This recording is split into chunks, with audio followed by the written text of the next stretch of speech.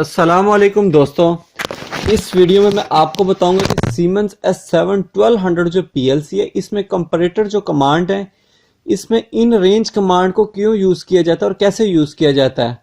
तो इसका बड़ा सिंपल सा मेथड है। तो इस इन रेंज कमांड को लेने के लिए आपको इस इन रेंज कमांड को लेना है। तो इसमें आपने बताना है कि आपने इसको किस वैल्यू में यूज़ करना है, इंट, डी इंट, क्या, रियल, मुख्तलिफ हैं। तो मैं इसको इंट में यूज़ करता हूँ। इंट का मतलब होता है 16 बिट डाटा। तो इसमें वो आपसे पूछेगा कि मिनिमम वैल्यू क्या और मैक्सिमम वैल्यू क्या आपने देनी है। तो मैं फॉर एग्जांपल तौर पे इसे दे देता हूँ कि मिनिमम वैल्यू आपकी 3 है और डाटा किसका जो आपने रीड करना है। तो मैं बता देता हूँ कि MW0 का आपने डाटा रीड करना है। और मैक्सिमम क्या है आपका, तो मैक्सिमम मैं बता देता हूँ कि 7। इस रेंज के अंदर मेरी आउटपुट ऑन होगी। जब इस रेंज में कोई चीज़ आएगी तो आउटपुट मेरी ऑन होगी। जब MW0 इस रेंज में होगा तो मेरी आउटपुट जो है वो ऑन होगी। क्यों 0.0। तो इसको MW0 पे डाटा देने के लिए मैं अपना एक काउंटर यूज़ कर लेता हूँ यहाँ पे।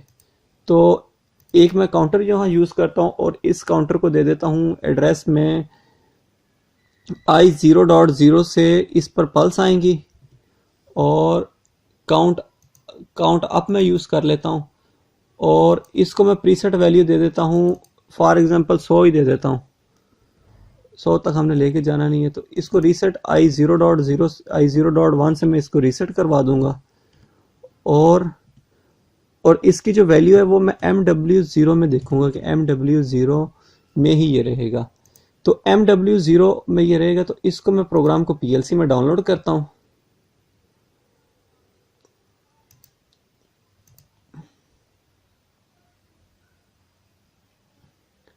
और इसको मैं यहाँ से ओके करता हूँ। तो अब देखें कि जो MW0 है उसमें मेरा A काउंट हुआ है।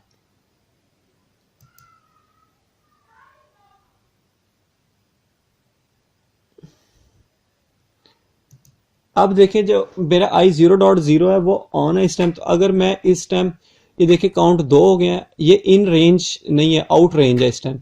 अब अगर मैं 3 करूंगा तो ये देखें ये इन रेंज हो गया। जब 7 तक मेरे काउंट्स जाएंगे तो ये आउटपुट ऑन रहेगी और जैसे ही ये 7 से ऊपर जाएगी तो ये आउटपुट ऑफ हो जाएगी। और जब ये इस रेंज में आएगी, दोबारा मैंने काउंटर को रीसेट कर दिया, अब ये इन रेंज नहीं है, ये 3 आउट है इससे 2। और जब ये 3 होगा तो ये इन रेंज वाली ऑन हो जाएगी और जब ये 7 से ऊपर जाएगी तो ये आउटपुट ऑफ हो जाएगी। तो इन रेंज कमांड को इस मकसद के लिए यूज़ किया जाता है। ये इसका सबसे आसान मेथड है। अगर इसमें आपने कोई डाटा से देना चाहते हैं, फॉर एग्जांपल मैं यहाँ पे इसको डाटा लिख देता हूँ MW4 और MW8। ये इसको अगर मैं फॉर एग्जांपल डाटा भी देना चाहूँ कि भाई तुमने इन डाटों के दरमियान वर्क करना है, तो चेंजेबल करने हैं आपने, तो चेंजेबल भी आप इनको कर सकते हैं।